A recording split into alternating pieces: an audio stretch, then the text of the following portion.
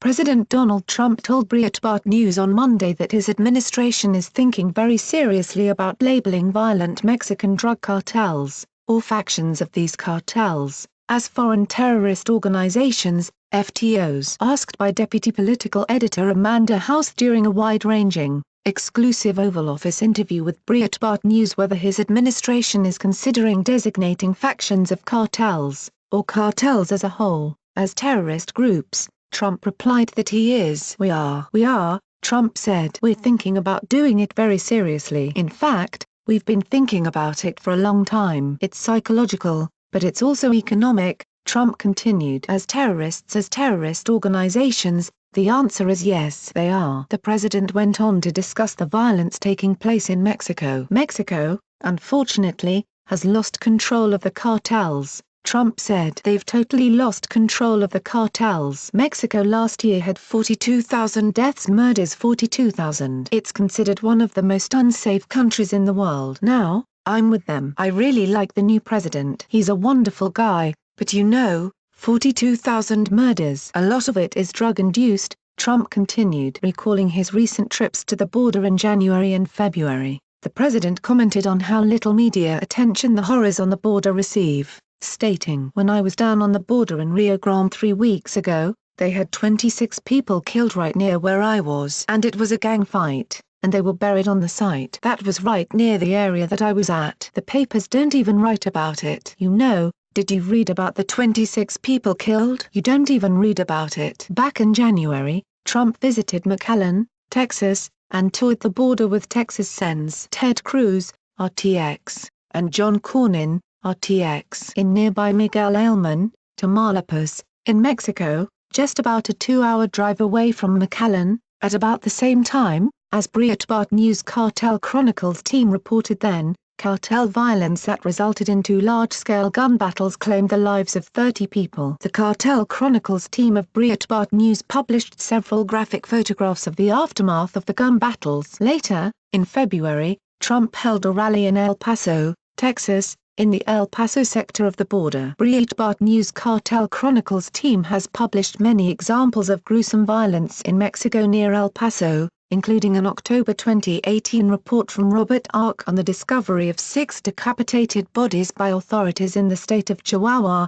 Mexico. Just this week, Ark followed up with another report on how 3 state police officers in Chihuahua were killed in a cartel ambush by drug cartel gunmen. The attack also left 5 cartel gunmen dead. In February, U.S. Representatives Chip Roy and Dr. Mark Green sent a letter to Secretary of State Mike Pompeo requesting specific Mexican cartel factions be designated as FTOs. In a letter to Pompeo obtained by Breitbart News, the congressman wrote, "Numerous drug cartels employ terrorist tactics that clearly fit this definition, such as the Reynosa Los Metros faction of the Gulf Cartel, the Cartel del Noreste faction of Los Zetas, the Jalisco New Generation Cartel offshoot of the Sinaloa Cartel. These groups use terror to intimidate and to advance their agenda. They threaten the stability of governments across the globe. Even the United Nations Security Council has recognized the clear link between drug trafficking and terrorism. Many drug cartels are based in Latin America, regions of which have seen decades of ruthless violence. According to a Congressional Research Service report, since 2006 there have been roughly 150,000 organized crime-related killings in Mexico alone. Additionally, Mexico's Citizens Council for Public Security lists that 42 of the 50 most violent cities in the world are in Latin America. Many of these cities are more dangerous than war zones. Drug cartels have committed heinous acts of terrorism, from carrying out bombings that have killed innocent people, conducting ISIS-style beheadings, assassinating government officials and members of law enforcement, and engaging in torture and indiscriminate murder. Back in late January Director of Breitbart's Border and Cartel Chronicles projects Brandon Darby and Breitbart border reporter Ildefonso Ortiz reported exclusively that an actual terrorist who had served time in a Mexican prison for bombing of a U.S. consulate in Mexico had taken the reins of a major drug cartel. A verified and convicted terrorist who attacked a U.S. consulate with a grenade and automatic rifle fire has taken over the ruthless Los Zetas cartel,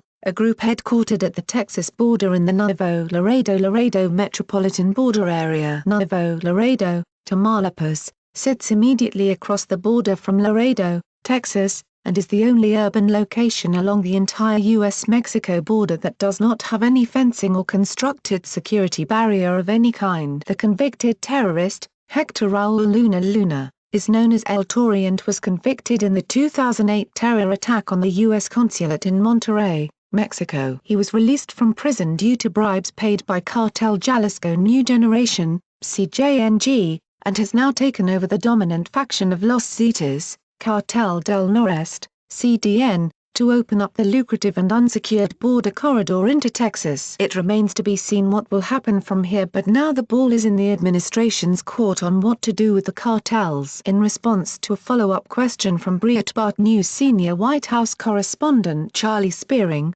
though, President Trump said the establishment media in America is at least beginning to acknowledge the crisis that is on the border despite the lack of coverage of cartel violence on both sides of the border. "By the way, I can't believe it. They're finally starting to admit it," Trump said when Spearing noted that some in the media are finally admitting that there is a crisis on the border. "But I was there 4 weeks ago. 26 people were killed and I didn't see one story about it. It's pretty incredible." "But you're right though, I can't believe it. I actually saw in the Washington Post and the New York Times over the last couple of days,